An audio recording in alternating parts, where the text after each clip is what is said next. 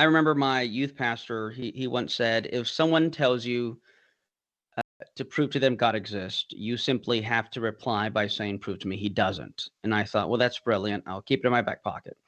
Well, this first week of philosophy class, my professor says, this week we're going to talk about something known as the burden of proof. And then he says, it's the idea that if you make a claim, you bear the burden to provide a reason or justification for the claim that you make.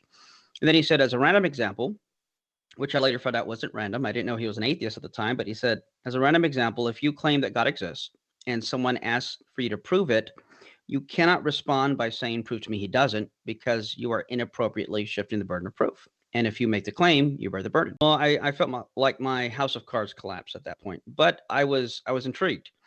It sounded legitimate, it sounded reasonable, and again, just really fell in love with the class. And mind you, at this point, I don't know what apologetics is.